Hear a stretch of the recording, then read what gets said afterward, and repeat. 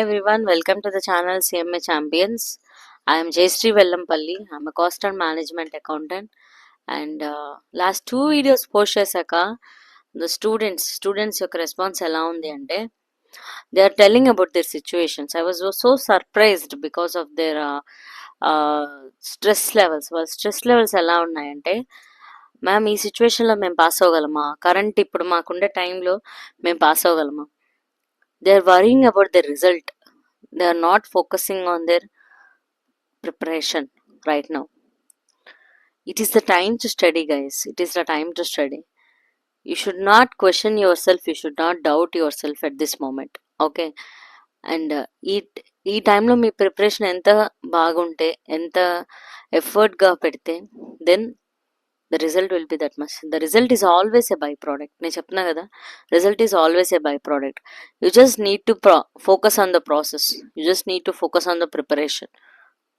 ఇప్పుడు మనకి ఇంపార్టెంట్ ఏంటి, ఈ 30 డేస్ని ఎలా యూస్ చేసుకోవాలి, ఎలా చదువుకోవాలి, ఇదే మీ మైండ్లో ఉండాలి. You should not give your damn 5 minutes also to others. Every moment, every hour is very important this time. Okay. And ఎప్పుడు కూడా ఐఎమ్ చెప్తున్నాను కదా, result is always just a byproduct. మీరు రిజల్ట్ మీద ఫోకస్ చేస్తే the preparation process అనేది flop అయిపోతుంది. ఓకేనా? you're going to be a leaders. You're going to be a leaders in the future. Your mindset will be winning attitude unnalu meeku, and you are always a deserving candidate to this course. So never doubt yourself. Let's begin our preparation strategy for CMA Inter. So ఇందులో మనం discuss చేసే subject ఏంటి అంటే business law and ethics, paper 5. This is going to be a first paper for those who are giving your attempt for CMA Inter. at the very beginning, first time you ఇస్తున్నా or ఎవరు ఇచ్చినా కూడా, the first paper will be your, in group 1 it will be your business law and ethics. లా అనేది ఎప్పుడు కూడా ఒక act, ఒక rules, ఒక రెగ్యులేషన్స్ అనుకుంటే it will be very easy. ఒక కంప్లైంట్స్, మనం ఒక ఆర్గనైజేషన్ రన్ చేస్తున్నాం, అదొక బిజినెస్ అయింది, ఒక బిజినెస్ నేచర్లో ఉంది, సర్వీస్ నేచర్ కాదు, బిజినెస్ నేచర్లో ఉంది, అంటే ట్రేడింగ్ చేస్తున్నాం. సో దానికి అప్లికబుల్ లాస్ ఏముంటాయి? Sale of goods act, Indian contract act, ఇండియాలో రన్ చేస్తున్నారు కాబట్టి. అండ్ మీరు కంపెనీ కాబట్టి ఒక కంపెనీస్ యాక్ట్. అండ్ మీరు ఫాలో అవ్వాల్సిన ఎథిక్స్ ఏంటి? అండ్ మీ ఎంప్లాయీస్ ఒకవేళ ఫ్యాక్టరీ అయితే, మీరు ఒక ఫ్యాక్టరీకి ఓనర్ అయితే, ఎంప్లాయీస్కి కావాల్సిన బెనిఫిట్స్, వాళ్ళ వెల్బీయింగ్ కోసం ఫాలో అవ్వాల్సింది factories act. And also ESI, PF, labour laws అన్నీ. ఓకేనా? ఇది జస్ట్ ఒక కంప్లైంట్స్ అనుకోండి. Compliance is always plays an important role. It's the backbone of every business, every company, every ఆర్గనైజేషన్కి కంప్లైంట్స్ అనేది it's a starting point, it's an ending point. ఎలా register అవ్వాలి దగ్గర నుంచి ఎలా వైండప్ చేయాలి వరకు ఎవ్రీ మూమెంట్ని నడిపించేది law. So business law and ethics అనేది ఇక్కడ మీరు చదివేది ఈ నాలెడ్జ్తో. కంప్లైంట్స్ అనే ఒక ఆర్గనైజేషన్లో ఒక కంప్లైంట్స్ అనే రోల్ ఉంటుంది. కంప్లైంట్స్ లీడర్స్ ఉంటారు, కంప్లైంట్స్ మేనేజర్స్ ఉంటారు. వాళ్ళందరికీ యాక్ట్స్ అన్నీ తెలిసి ఉంటాయి. ఇంకా చాలా యాక్ట్స్ ఉంటాయి వాళ్ళు వర్క్ చేసే ఆర్గనైజేషన్ని బట్టి. సో ఎప్పుడు కూడా లా అనేది ఒక రియలిస్టిక్గా చదవండి. ఇప్పుడు మనం ఈ యాక్ట్ తెలిసి ఉంటే దీనివల్ల బెనిఫిట్స్ ఏంది అనేది మీరు ఒక 10 మందికి చెప్పగలిగితే then you will be a outstanding performer. Correct? ఇప్పుడు ఎప్పుడు దీన్ని ఒక థియరీ సబ్జెక్ట్, ఒక రా సబ్జెక్ట్ లాగా ఫీల్ అవ్వద్దు. ఎంజాయ్ చేస్తూ చదవండి. లా ఎప్పుడు కూడా ఈజీగా అయిపోతుంది. ఇంకా కూర్చొని ప్రాక్టీస్ చేయాల్సిన అంత అవసరం లేదు దీనికి. ఒకసారి అర్థం చేసుకోవడం, 3-4 టైమ్స్ అందులోనే సెక్షన్స్ గురించి చదువుకోవడం, కేస్ స్టడీ ఎలా అడుగుతున్నారు ఏంటి అనాలిసిస్ చేసుకోవడం. థియరీ ఉంటే మనం ఎలాగ దాన్ని గుర్తుపెట్టుకొని మెమరైజ్ చేసి అవుట్పుట్ ఇవ్వగలం. ఇది వరకే మీరు ఫాలో అవ్వాల్సింది లాకి ఎప్పుడు కూడా.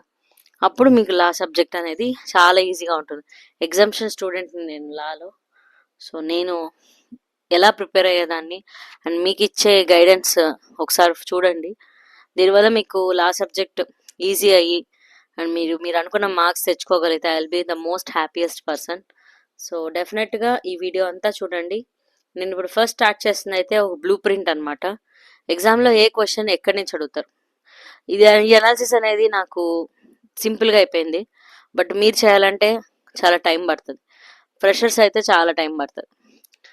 సో మీకు సింపుల్గా నేను ఈ అనాలిసిస్ అయితే ప్రొవైడ్ చేస్తున్నాను. క్వశ్చన్ 1 ఎప్పుడు కూడా ఎంసీక్యూ ఉంటుంది 30 మార్క్స్కి. సో ఇది మీరు డెఫినెట్గా అన్ని చాప్టర్స్ నుంచి కన్సాలిడేట్ అయ్యి క్వశ్చన్స్ అయితే ఇవ్వడం జరుగుతుంది. సో ఎంసీక్యూ అనేది మీరు స్కిప్ చేయలేరు. అండ్ రిమైనింగ్ క్వశ్చన్స్లో చాయిస్ ఉంటుంది. సెకండ్ క్వశ్చన్ అయితే ఇందులో 2 పార్ట్స్ ఉంటాయి. ఎవ్రీ క్వశ్చన్కి 2 పార్ట్స్ ఉంటాయి, A and B. So A question వచ్చేసి సెకండ్లో కాంట్రాక్ట్ యాక్ట్ నుంచి డైరెక్ట్ క్వశ్చన్ అడుగుతారు ఎప్పుడు కూడా. అండ్ 2B వచ్చేసి ఆల్వేస్ కాంట్రాక్ట్ యాక్ట్ నుంచి అడ్వాన్స్డ్ క్వశ్చన్ అయితే వస్తుంది. అండ్ ఈ రెండు ఈ చాప్టర్ నుంచి మీరు 14 to 21 మార్క్స్ ఎక్స్పెక్ట్ చేయొచ్చు కాంట్రాక్ట్ యాక్ట్ నుంచి ఎప్పుడు కూడా. It's a good chapter, scalable chapter.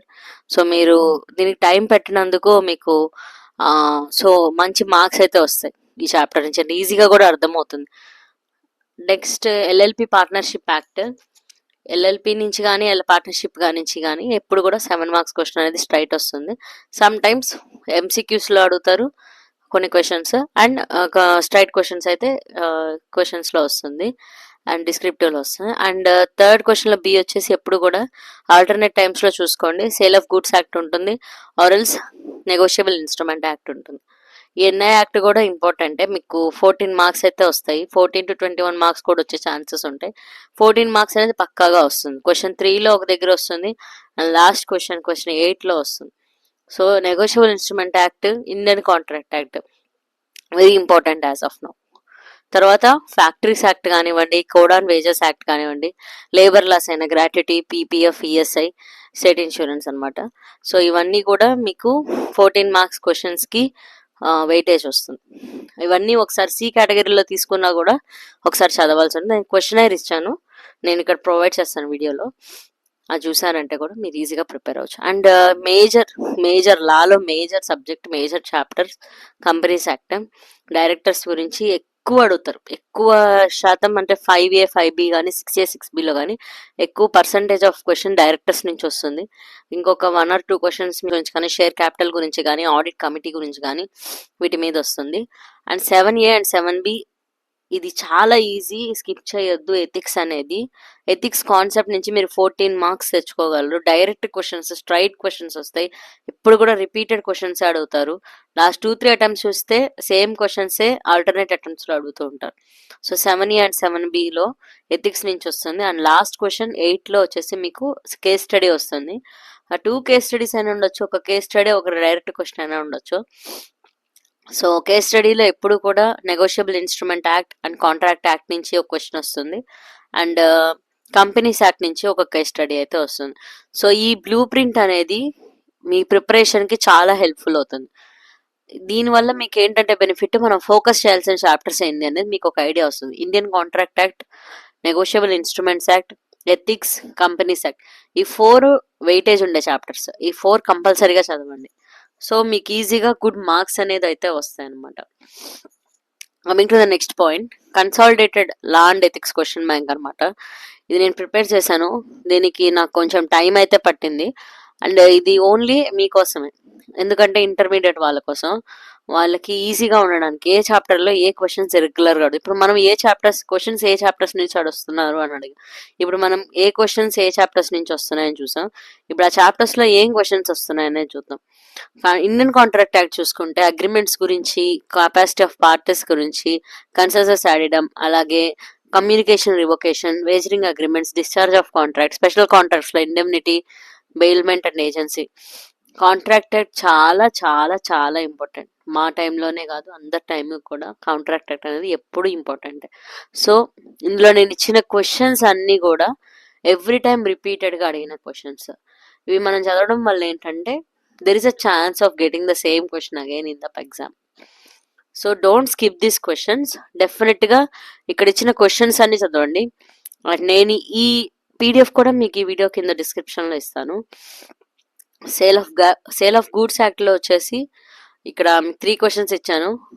Distinguish between contract of sale and an agreement to sale. ఇది వెరీ వెరీ ఇంపార్టెంట్, చాలా సింపుల్ క్వశ్చనే, బట్ చాలా సార్లు అడిగారు ఎగ్జామ్లో. సో ఈ క్వశ్చన్ డెఫినెట్గా ప్రిపేర్ అవ్వండి. అండ్ ఈ 2 క్వశ్చన్స్ని కూడా అడిగే ఛాన్స్ అయితే ఉంది. అండ్ పార్ట్నర్షిప్ ఎల్ఎల్పి యాక్ట్స్లో ఎక్కువ అడిగే క్వశ్చన్స్ ఈ 4. ఎప్పుడు రిపీటెడ్గా అడిగే క్వశ్చన్స్ అనమాట. సో ఈ క్వశ్చన్స్ అనేది ప్రిపేర్ అవ్వండి. ఎన్ఐ యాక్ట్లో డిజాయినర్ ఆఫ్ బిల్స్ గురించి అండ్ ఎన్ఐ యాక్ట్లో మీకు కేస్ స్టడీ గురించి కూడా ఉంటుంది.